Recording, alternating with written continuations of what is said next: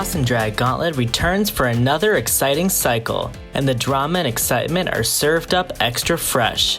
For the first challenge, contestants had to show their strength as warriors embattled in various natural disasters. Did they flood our basements? Did their quake leave audiences shook? Hear from the night's tops and bottoms on how they handled the dragnado that was an epic premiere. That's how I feel right now. Just really, my nerves are on edge. My heart's beating fast, and I think I'm more excited than nervous. We had to create a couture outfit from a disaster that we apparently survived, and everyone was assigned as a disaster. So my challenge was tornado. My challenge was drought. Oh, I'm tsunami. So my challenge, I am a warrior of the natural disaster drought. And I got blizzard.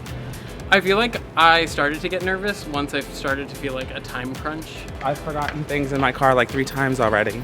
Well, you always feel nervous about how you prepared, and you hope you did what you can do, and I think I did what I could do, so now we just get to perform it and see how it goes. I'm nervous, and like a nervous excited, so I think that's good. I have something that's coming up that I just hope that goes really well, like a little trick that I have planned, so I'm just hoping that it works the way I'm hoping it will. I've been excited for this for a while. But definitely like as time was getting closer and closer and like things needed to be submitted and things needed to be stoned and all of that kind of stuff, I was like, all right. I had plenty of time, girl. I just wait till the last minute like, every other bitch do. We have to push it into overdrive and get it done. Really hope that I can show the judges Nadia right off the bat. I hope they get fun. I hope they hear the story. Especially in like 2.5 minutes. It's really hard to do something in 2.5 minutes. Bitch, I'm not one to be with, and I'm not no basic ass hoe. Bitch, I made this costume all my damn self. This is ravishing, darling. I don't want to be boring, I want to be exciting, and I want it to be fun. I would hate for them to just not be impressed. I mean, that's one of those things that you always have in the back of your mind. You're like, what if something goes wrong? I practiced it a bit and I feel confident in my lyrics and all of that. My mix and my look is very me, so now all I have to do is perform. Yeah, but it also comes down to performance, and a lot of them are very good performers, so nothing is given. My performances are good, they're not great. I'm not a dancing queen. I'm not gonna turn out all these tricks and stuff like that and vogue the house down. If my little trip goes according to plan, then I'm definitely have a chance of being in the top. I feel like if it kind of fails on me, then I might be in the bottom, but... I'm not gonna be in the bottom, but maybe like safe bottom. If I have to be in the bottom, I'm a professional bottom. I don't want to be cocky and say it won't be there, but if I am there, I feel confident that I will be able to destroy that song. I really hope I don't lip sync, but if I do, I'm gonna turn it. My take on it is that I'm gonna be this damsel who's been wandering the desert for 69 days, waiting for her Prince Charming to come and rescue her from the drought. She was at the beach and she lost her clothes and she had to work with what the ocean left her. People are gonna follow me and they're gonna like it. I'd actually been wanting to do kind of my own spin on a Dorothy look for a while, so the stars just kind of aligned for this. In my description, I kind of explain the story a little bit, so I hope they get the whole story of what I'm doing. I think that if it works out the way I'm hoping it will, I think that it'll definitely be a sight, and I think that it could definitely push me up to the top. Like, I'm not gonna stand out there in a dress and look all cute. It's a blizzard, so of course you're gonna get frostbite. I didn't come here to look cute. I came here to take control. I'm willing to do whatever it takes to win. Like, I'm literally gonna be setting myself on fire for this first challenge, so I'm just hoping that they know that I'm here to fight. Other than that, I'm pretty confident, bitch. I mean, they might tell me to wear nails next time, but I survived a tsunami.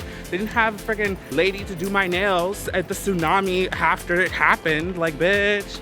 That's what I'm most nervous about, because a lot of people don't overlook concepts and the way people look as long as they can dance, which isn't the whole package. Just gonna perform my heart out and dance my ass off. So as long as I got the audience, like, I hope they're happy with it. I hope you guys are body positive. This was so far outside of my comfort zone. Nobody's ever seen me like this. Pretty confident in my ability to make my vision a reality. I'm really proud and excited for what I'm gonna do.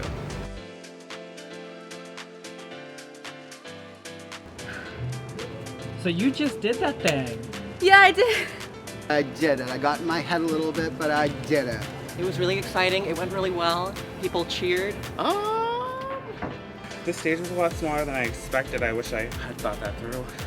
I think the nerves just took over. I had a certain guy planned and certain choreography planned. They didn't come through, so I had to borrow Semi. I was feeling anxious instead of just calming down. I know what I'm supposed to do and I know the words. So I lit my skirt on fire with batteries and steel wool. So that was fun. They screamed a lot. I think it went really well. My favorite part of drag is getting feedback from the audience. That changes everything and that makes it worth it. I love when the audience goes crazy, so that's all I care about. I would like to see smiles. It wasn't exactly what I wanted, but the audience seemed to really like it. I felt like I was having a lot of fun on stage. I feel like as long as you're having fun, the audience feels it too. I had fun. I really had a good time. I feel like I knew my words to my lip sync. I feel like I gave them emotion. All of the different beats that I wanted to hit seemed like they hit. And they paid me American dollars, so, you know, that's always encouraging. They acted positively, I think.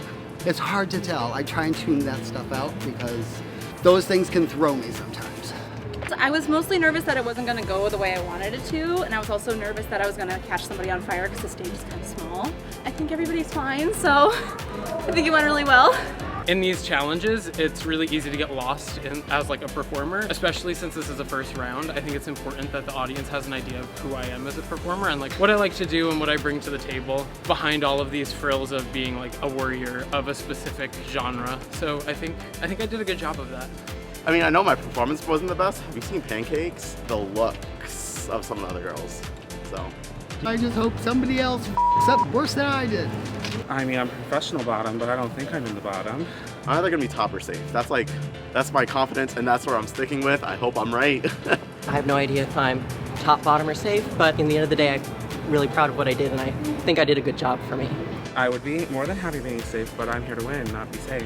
If I get another chance to be here next week, I can fix it. I know the words to Survivor, honey. I'll be good. I'm a survivor. I survived a tsunami. Oh, honey, I am prepared to turn this lip sync if I must do it.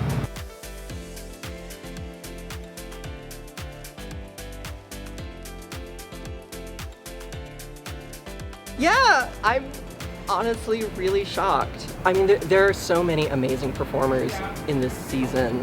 It was a tie between me, Pancake, and Secret. You know, it came down to a lip sync. I was ready to lip sync. I wasn't expecting to do it, but I was ready to do it, and I'm glad I got myself ready, because I won! Secret and Pancake, I could see them out of the corner of their eyes doing like splits and kicks and shit. I was convinced that I was third on that runway. I hope that this bodes well for the rest of the competition, because I'm ready to win the whole thing.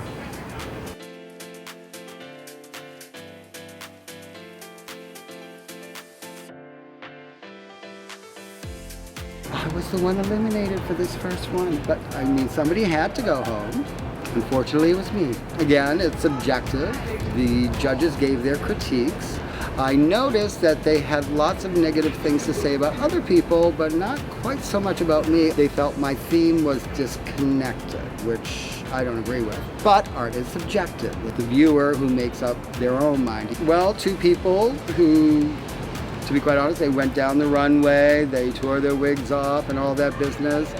I don't want to look like I'm following in suit with people. That's why I was standing in the background just looking and performing. And I noticed lots of people were looking at me while I was performing, so, and at least I knew the words to my songs. I hope I get to come back again and maybe do a number. You never know what the Gauntlet will hold in the future, so. I actually opened my mind to different concepts and coming out of the box. The fact that I was one of the only contestants that handcrafted absolutely everything that I wore shows a lot of the lengths that I'll go to perfect what I do as an artist. You can't keep a good girl down. Who's next to whip that thing like a cyclone? And who's next to get swept up? Click your heels 3 times and subscribe to stay up to date all season on Boston Drag Gauntlet Cycle 3.